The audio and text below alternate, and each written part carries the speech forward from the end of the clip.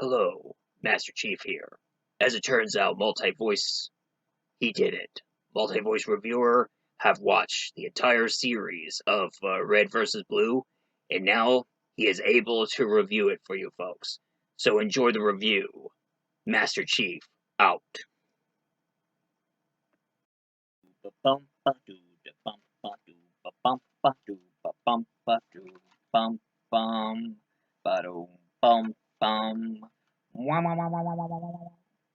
Oh, hey everybody. Welcome to the Multi-Voice Entertainment. Tis I, Multi-Voice Reviewer. I have many voices, but one opinion. And today, I'm going to be reviewing something that came from YouTube, although some of you will probably watch it on Netflix or any other online channel. Of course, it has to cost you, so it's a lot easier to just watch it on YouTube. Or just go to its website. Now, it all started from this video game called Halo.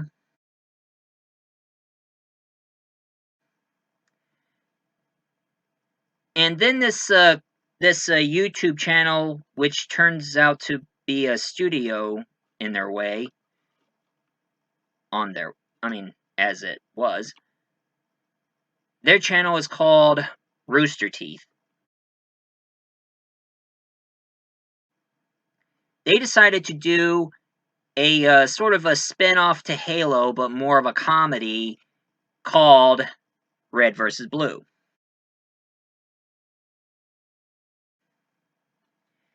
Now, when I always think about Red vs. Blue, it just kind of thinks of this board game I have here, Stratego.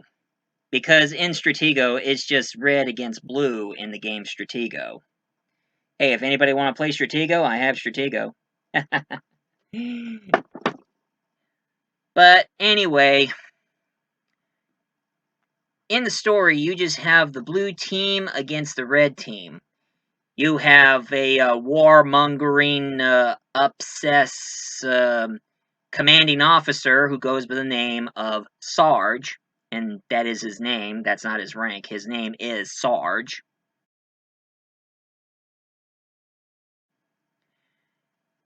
And he has this apple polishing kiss butt who goes by the name of Simmons.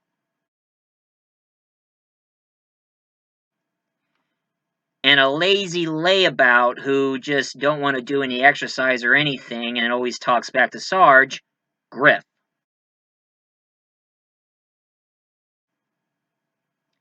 And a flamboyant pink wearing armor character, which he prefers to call it light red.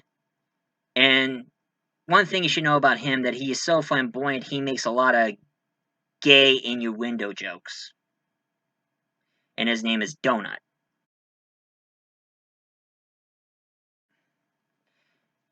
And of course, they also have a robot who doesn't speak English. He speaks Spanish, and he always insults them in Spanish, but they don't understand what he's saying.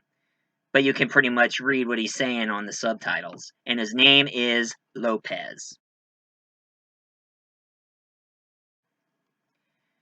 And of course, on the blue team, you have this easy-tempered, always gets annoyed by his team member, Church,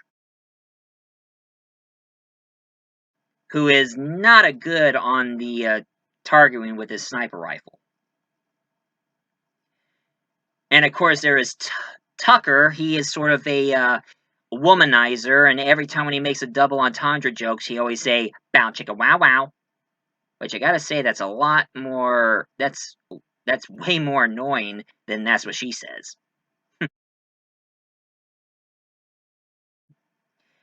And of course, the not so bright, dull-witted, pretty dumb member of the group, Caboose.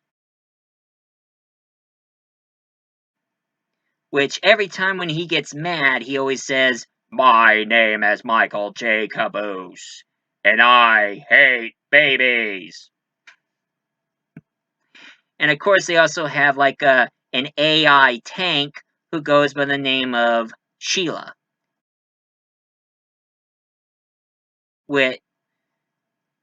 which, Caboose and Sheila do get along. I heard a romance between a car and a guy, but Caboose and Sheila the tank? That just spells, weird with a capital W. And then they also have, like, some sort of an AI computer who goes by the name of Vic. VIC. Don't ask me what it stands for. He's just called Vic. And he always shows up going like, "Hey, what's up, Daddy-O? How's it hanging, Joe?" And then all of a sudden they get a surprising visit from a freelancer who goes by the name of Tex, short for Texas.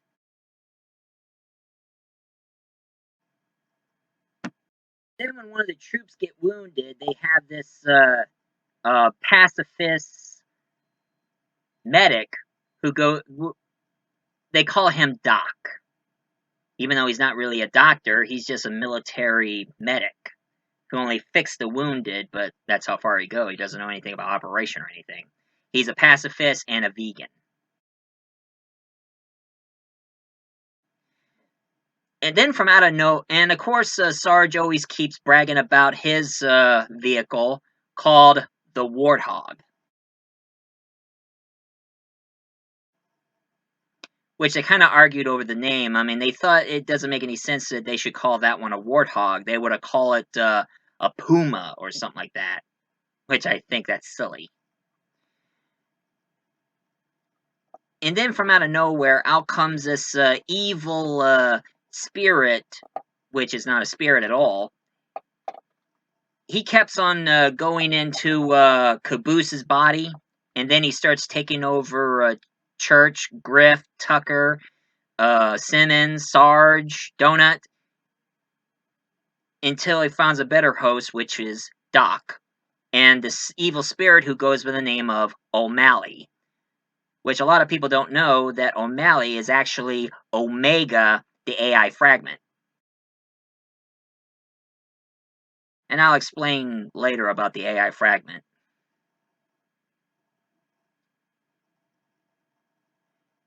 And then when this whole entire shenanigan starts going a lot weirder, they kept on finding portal doors wherever they lead to. So all of a sudden, they kept on going to different bases and different areas, while Sarge and Caboose, they went to this one door where it's just filled with reds and blue soldiers who are acting like they're doing reenactments of their battles, which they are called the Zealots.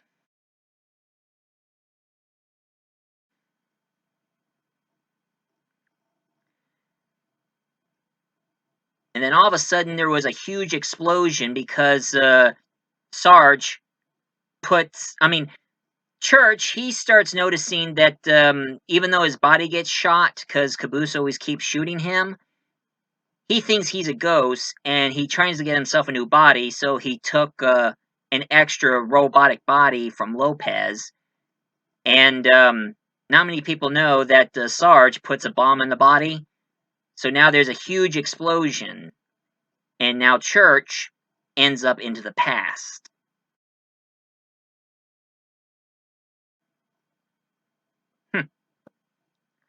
While all the other characters, they went to another base where they think they went to heaven or the afterlife, but the bomb just teleported them to another area. And of course, there is this computer who goes by the name of Gary, which a lot of people don't know that he is also an AI fragment named Gamma. And of course, Church keeps talking to Gary while Caboose and Tucker starts communicating with Gary. And all of a sudden, they found a talking bomb who goes by the name of Andy.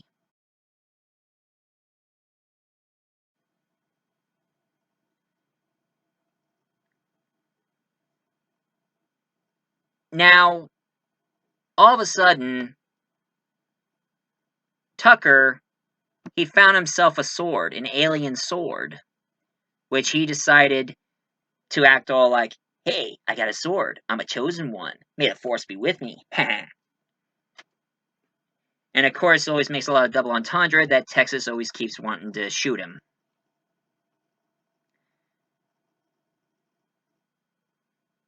But anyway, Church always keep trying to change the past so he can make the present a little better. But he always keeps coming back, and now there's a whole entire clone of Church. Don't ask me why there's a yellow one, I'll explain later. And then they found this alien, which Caboose calls him Crunchbite.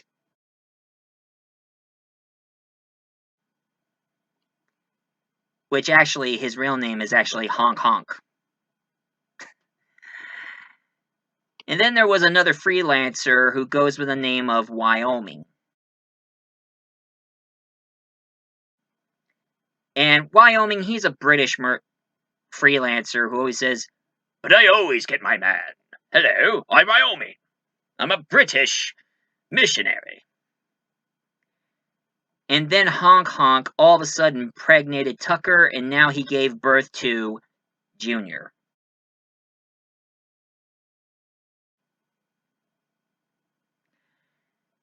And then they have a new member, a new blue team member, who goes by the name of Sister.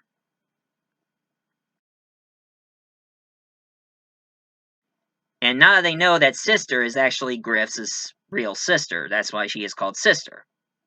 And then all of a sudden there was a group of green aliens a group of green aliens who tries to create problems.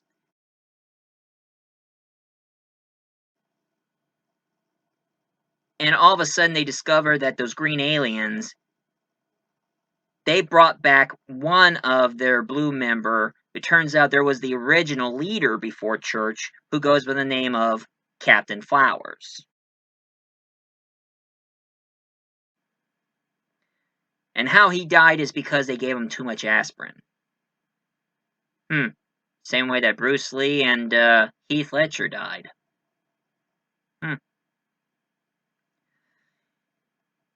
And then all of a sudden, Texas got O'Malley out of Doc's body, and she took Junior and Andy, and they were about ready to go to space until somehow the ship exploded, and now Church mourns over Texas. But don't worry about Junior, he survived. And then in the next episode, Season 6, I know I'm kind of skipping the episode, but I'm trying to make this as quick as I can. Another episode, Season 6, called... Season 6 is called Reconstruction. And that's when they introduce another freelancer who goes by the name of Washington.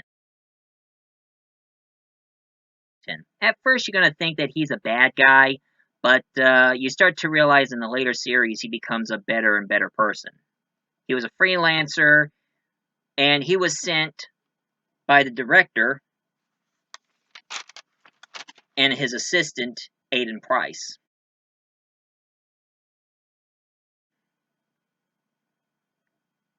I'll tell you about the director sooner or later. And of course, there was also another freelancer who goes by the name of Meta, which his real name was Maine. And one thing you should know about Meta is that he cannot talk because some of the bad guys shot him in the throat, so now he just goes like...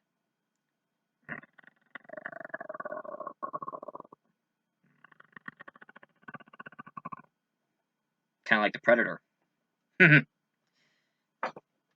of course, Washington came across an old freelancer troupe who goes by the name of South Dakota. Now, from the past, South Dakota tried to kill Washington in the past, so Washington wanted to even the score by shooting her. And of course, there is a bunch of these AI fragments.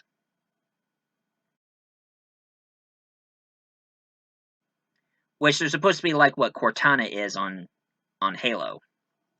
Don't ask me about the game. I mean, I never played the game, but at least I get the gist of the story. And of course, Church discovered that he himself is an AI as well. He goes by the name of Epsilon.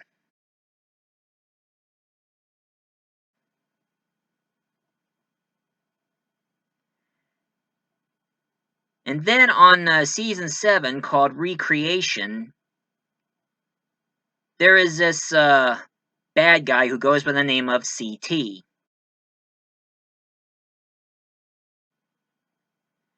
And a group of religious aliens.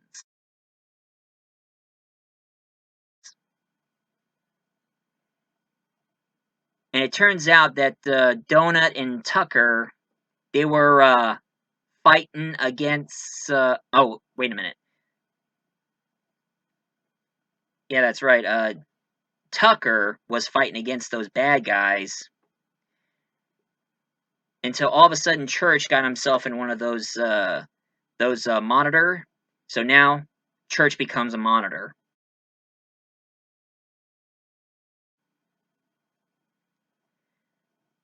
While Washington and Meta, they start interrogating Donut and try to figure out what the Reds and Blue are up to and what they're doing. And then in episode 8 called Revelation, they left Donut behind. And of course, Washington shot Donut. So they thought he was dead, but it turns out he was alive and well. And then they found a computer who goes by the name of Phyllis.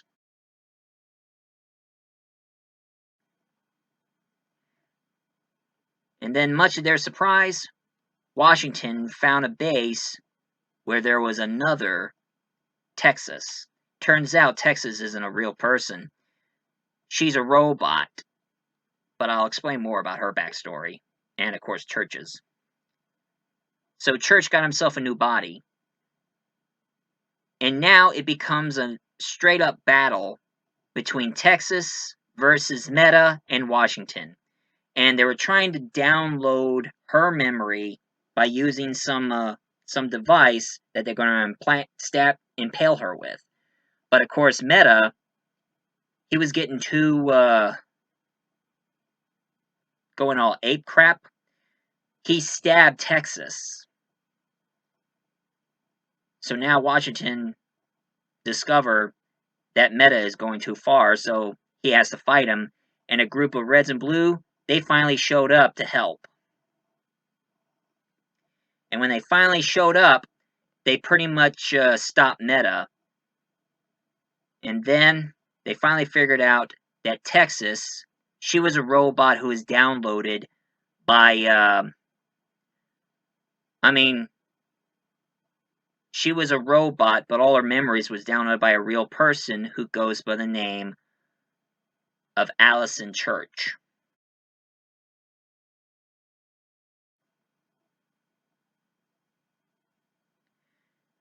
And then a whole entire group of the UNSC police, and if for those of you who wants to know what the UNSC means United Nations Space Command. And as it turns out, the director who is narrating the entire series, since the director who is behind the Freelancer and all, his name is Leonard Church.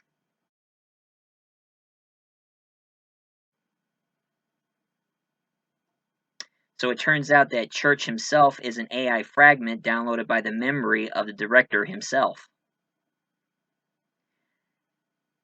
And then in Season 9, they decided to do a backstory about the Freelancers and their, it is the Freelancers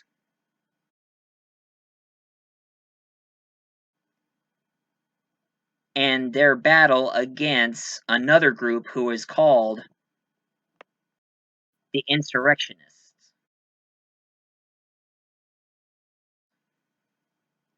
And of course, they start introducing this one character who goes by the name of Carolina,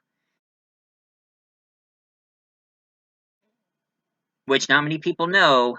Carolina, she is the daughter of the director. She is Leonard Church's daughter.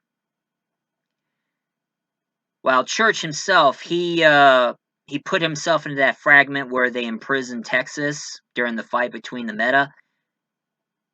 So, pretty much, Church figured out that it was time to let go of Texas.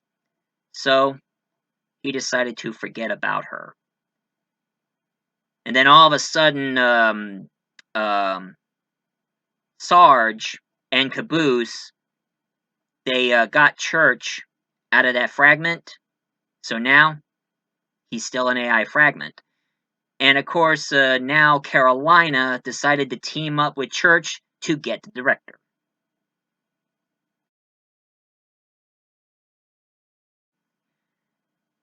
And now in season 10, they found Donut and Doc alive and well because they thought he was dead, but no, he's not.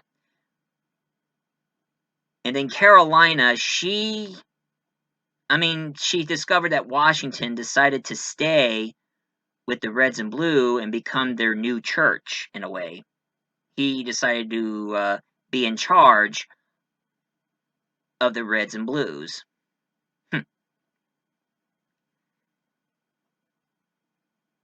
And then one time, Epsilon, aka Church, he was planted inside of a mongoose, which is a four-wheeler.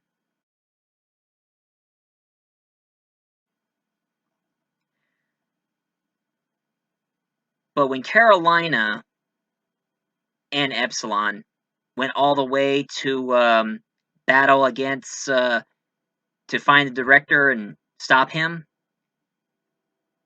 all of a sudden, out comes a whole entire army of Texas.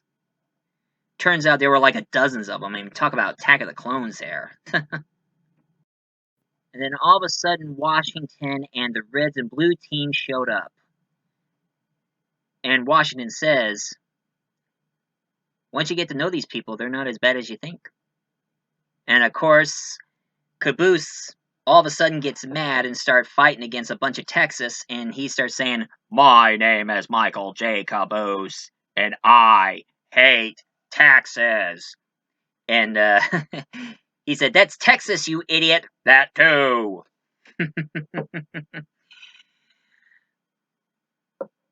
So after the whole entire battle, Epsilon figured out a way to stop these Texas androids. So he got into the Texas mainframe.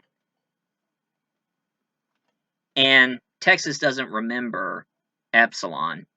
And she was so tired. And he says, "You can rest easy now. You need a break." So now, the entire army of Texas are all shut down. And then, all of a sudden, Carolina and Epsilon found a director. He's just sitting there in the chair watching Allison.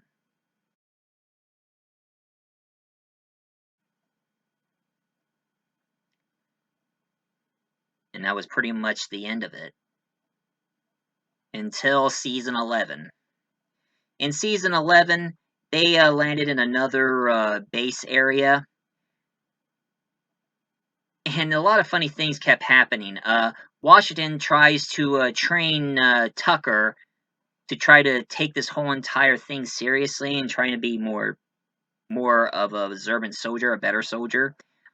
While at the same time, Caboose, he was still mourning over Church, that all of a sudden he found one of those mantis robots, which he names him Freckles.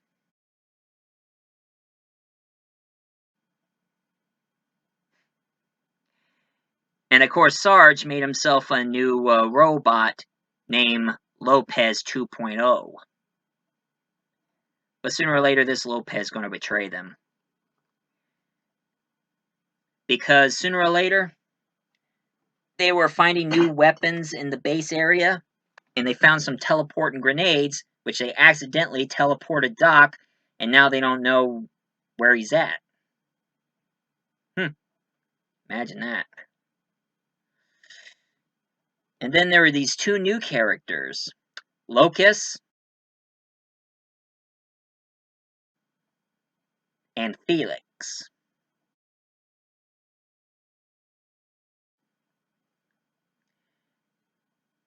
And then all of a sudden, the red and blue team got separated.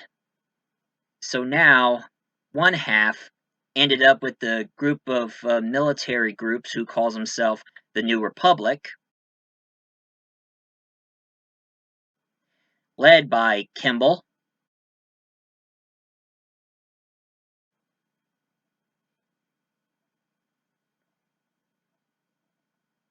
Jensen,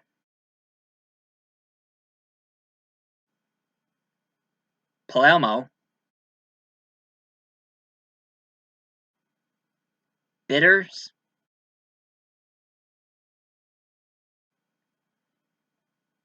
Endersmith, and Matthews.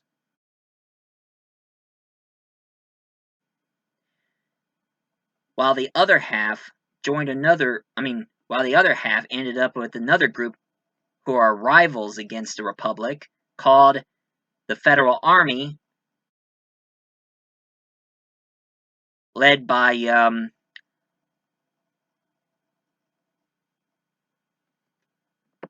Donald Doyle and Dr. Gray, who is kind of a nut. She always laughs when she does the medical work, when she operates, and she doesn't use any anesthetic, and every time when she's trying to do some procedure to somebody, they keep running, and she said, "I got a runner. It makes me want you more." She was like, whew. Until all of a sudden, the Reds and Blues finally got reunited and figured out that the Republic and the Federals weren't exactly enemies. They're not that bad. They're not. Both of those teams are not exactly the bad team.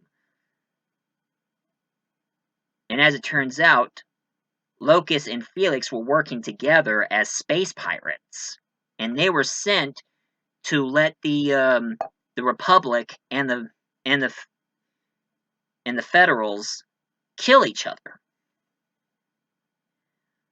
But thank goodness that Carolina and Epsilon came back, because they got all the information they need, and what they're trying to do is trying to find the one who's responsible for all this and exploit whoever is in charge. Now, sadly, Freckles was destroyed during their first ambush, but they found Freckles' fragment, and now they put it in the assault rifle, so now Freckles becomes the assault rifle.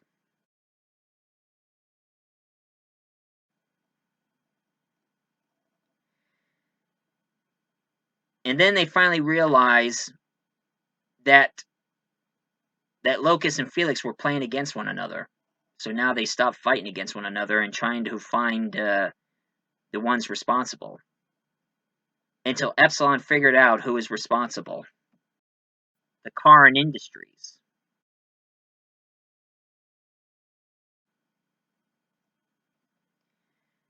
And of course, it's led by their chairman, Malcolm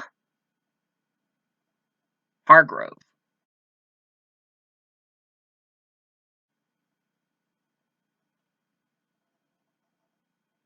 So now, Locus and Felix need reinforcements, so they went to a prison ship, where it turns out that's where Aiden Price is at. And of course, one of their insurrectionist members, who goes by the name of Sharkface, has a score to settle with the freelancers. And they found this alien temple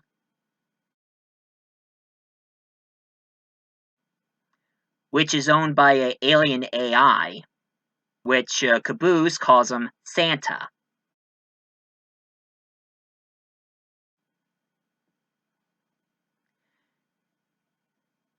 And while they were searching and looking about, they found the doc, who just went completely bonkers after being by himself all that time, hoping that they would find him.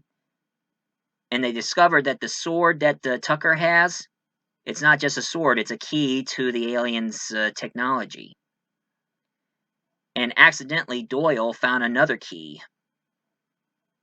But since they know that the only way to get that key active, you see, one thing about the key, whoever grabs the key becomes the owner. But if anybody else steals it from them, it won't work on them. And the only way it can work, they have to kill Doyle. Now, Doyle was a real coward, but he did the most honorable thing in the world. He sacrificed himself to save the team, to save both the Federal and the Republic. But that sacrifice caused Felix to have to possess that key now.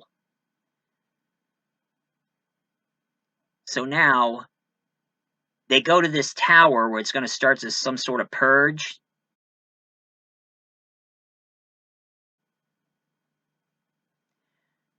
Because Felix wanted to use the purge to wipe out everybody throughout the entire planet.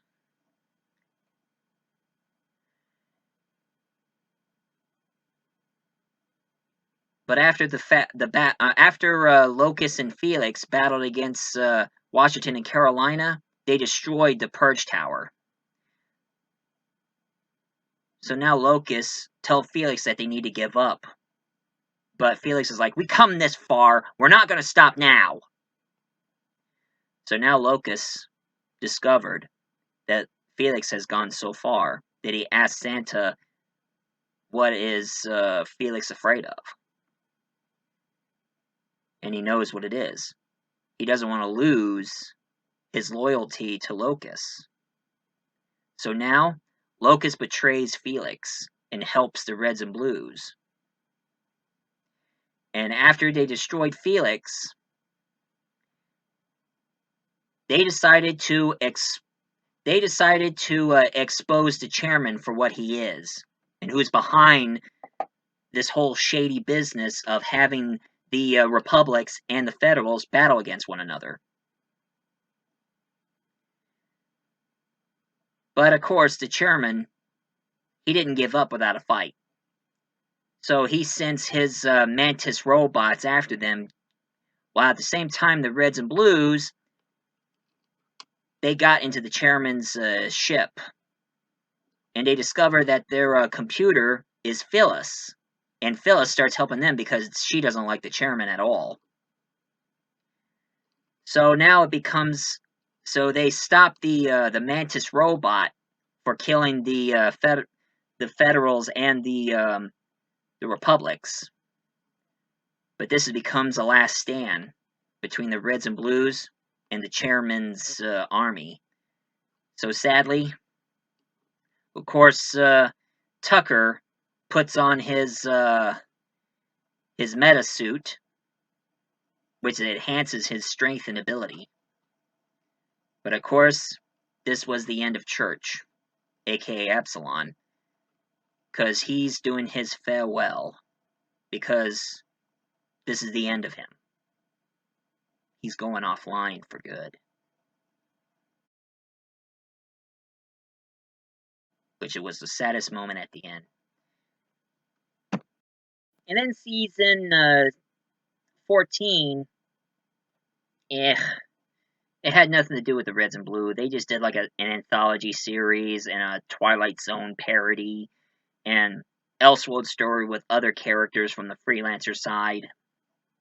And there was another Red and Blue who found an alien ship, and another Red and Blue where it looks like a film noir style, which was really silly.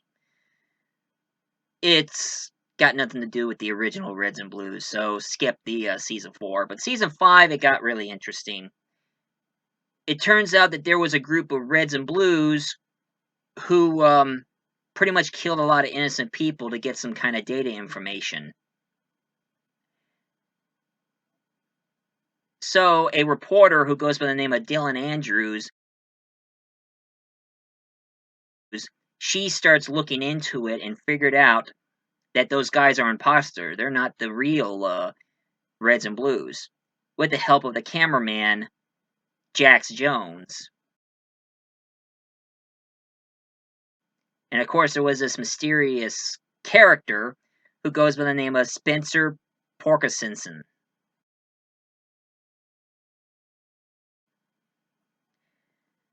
Spencer Porkesinson, he was looking for Nevertius Tucker because he was serving him papers for child support. Turns out that he went a little bounce chicka wow wow with the Republics and the Federals, and now they all have children, and they want him to support them with child payment. Imagine that. Man. Well, at the same time, Washington and Carolina, they were trying to find one of their old members who are still alive, which is Illinois.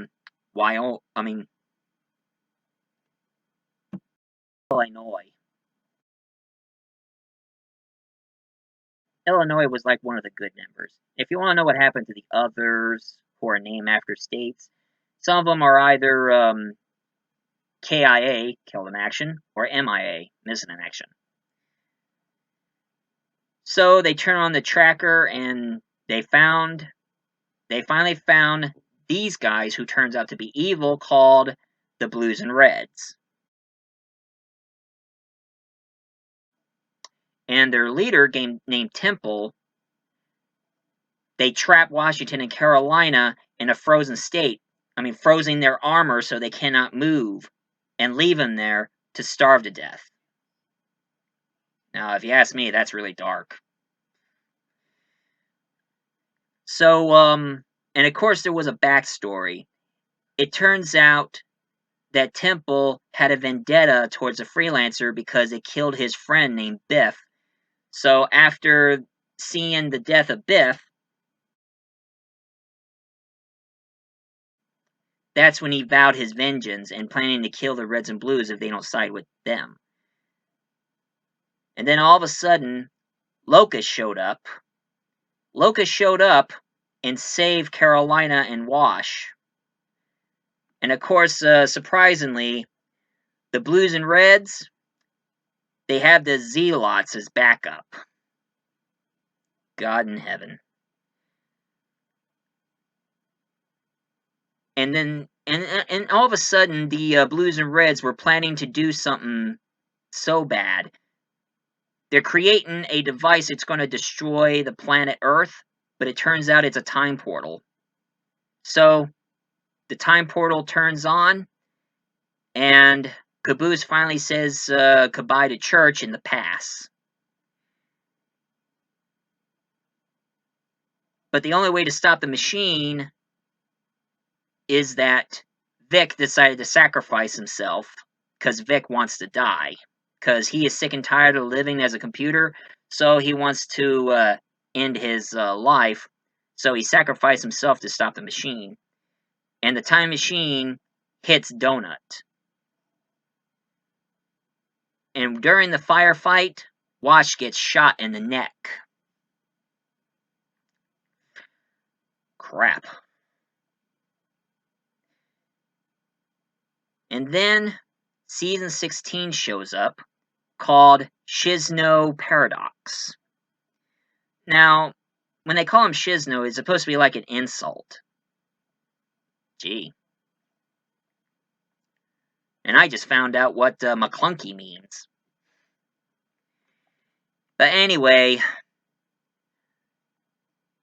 Griff wants to avoid any kind of crazy adventure because they don't want to get involved this time, so he's been avoiding them. until all of a sudden Donut shows up and he has a time-traveling device that would make him time travel. But Griff is like, nope, we're not going into it. No. They want to go to a pizza place so they can celebrate over some pizza. Which I can go for some pizza right now. And then all of a sudden it introduces a new character who goes with the name of Huggins. Huggins is like this star entity who can travel through time. She shows up, and all she has to do is just watch and observe everybody. But since Donut showed up and start time traveling, he starts telling them it's time for them to go. Now, Huggins, she works with these Cosmo Power gods.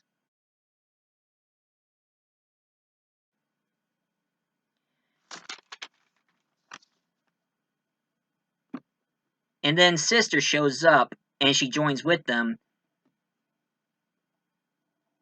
And then all of a sudden, this goddess shows up who goes by the name of Ali Rama. She destroys a pizza joint, so now the Reds and Blues has to team up together and travel through time. Now, Caboose ended up with Lopez, and they kept time skipping through different time periods. Griff and Doc ended up in the past in Italy, and they're trying to make a brand new pizza, and of course Huggins joined with Griff until Doc turns to O'Malley, use a time gun, and start changing time for his own diabolical ways. Sarge and Simmons went into the past, and they wanted to go into the past where they meet the Blues and Reds and destroy them, and has backup of John, George, and Alex.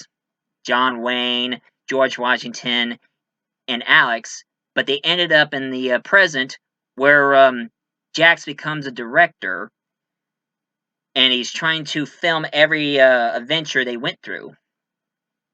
While Tucker and Sister, they went into the past and they battled against a Cyclops named Gork, and that's where the head of the gods, named Atlas Rex, shows up.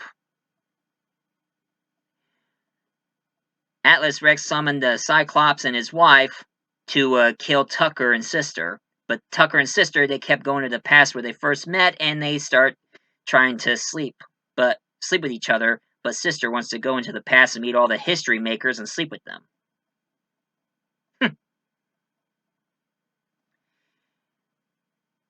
While Carolina, she tries to help Wash with his neck injury because it's making him kind of not making his mind focus.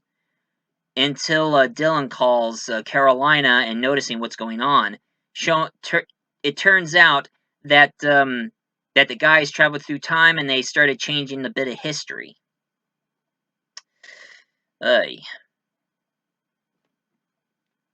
Well, this is the end of this series for... No, I can still go on.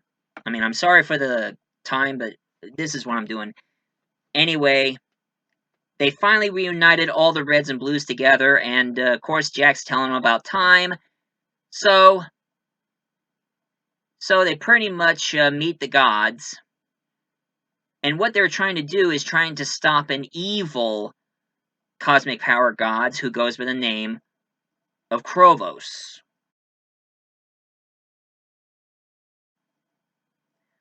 But Donut got the gun, so he was serving Krovos and not the cosmic power, until they finally realized that the cosmic power gods, they're cosmic power monitors.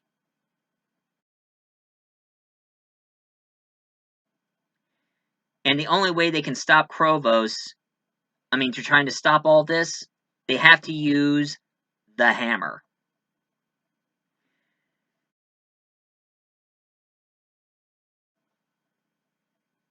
And then it turns out one of their gods named Ginkins,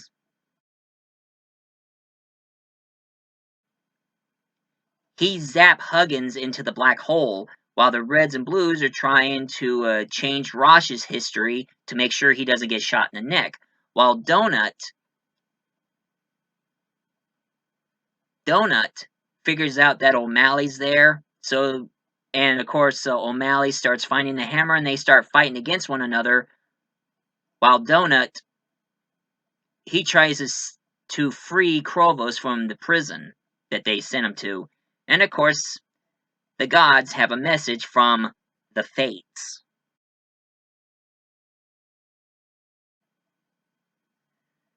Until finally it ended when Donut freed Krobos with the hammer.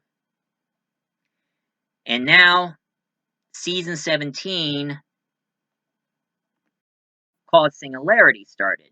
Now Donut noticed that he made a mistake, so now he decided to save time instead of changing it, while Ginkins kept changing history so he can be powerful.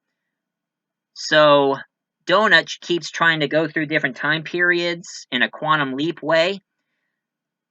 That reminds me, I should start watching Quantum Leap. But anyway, Donut tries to tell the Reds and Blues, but they won't listen to him because they can't stand his double entendre gay jokes he always keeps saying.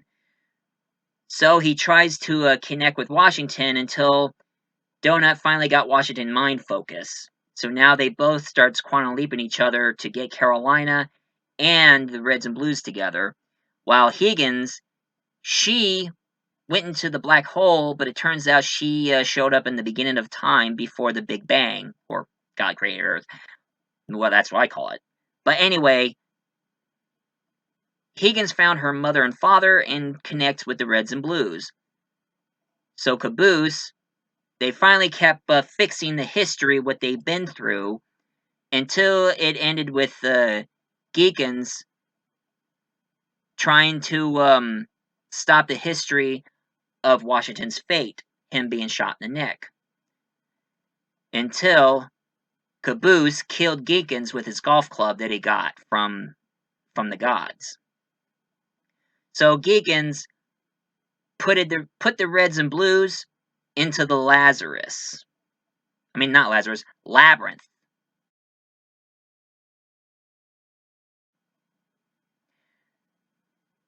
So now Donut, aka O'Malley, not O'Malley. Doc, aka O'Malley, decided to help Donut to get the Reds and Blue team out of the labyrinth, because if they fall off to the edge, they'll die. So they finally snapped them out of their hallucination from the labyrinth, and they finally stopped Geekins, because Geekins entered into the area where the gods are at, so now the gods are going to teach them new kinds of pain. Even though Lopez went to the edge, he's a robot, so he's pretty much immortal. He saw everything throughout history. And that was pretty much the end of Red vs. Blue. Yeah, of course I remember there was another season called Red vs. Blue 0. But it's just an Elseworld story. It has none of the Reds and Blue characters in it, only a few. I mean, it's just a story about a group of bad guys called the Vipers against of a good team who calls himself the Shattered Squad.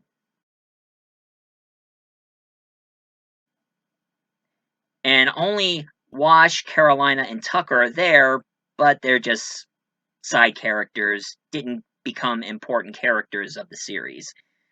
So, my thoughts about Red vs. Blue 0, meh. But this is my review for the day, and I can't believe. Whew. Wow, that was a lot for me to talk about, folks. So, any of you who kind of enjoyed my review of Red vs. Blue, please leave a comment down below, hit like, and subscribe. So, what do you think, Master Chief? That I did good? Mission accomplished, Multi-Voice. Well done. Well, since I am no longer needed, I guess it's time for me to go back to my Halo mission. 'Cause there's a new game coming out, and I'm in it. Of course, I'm not quite sure about this new Cortana. She's not exactly the same Cortana I know and love, but still. A soldier work is never done, but well done, Multi-Voice. Master Chief out. Thank you, Master Chief. I'm the multi-voice reviewer. I remember it so I can jog your memory.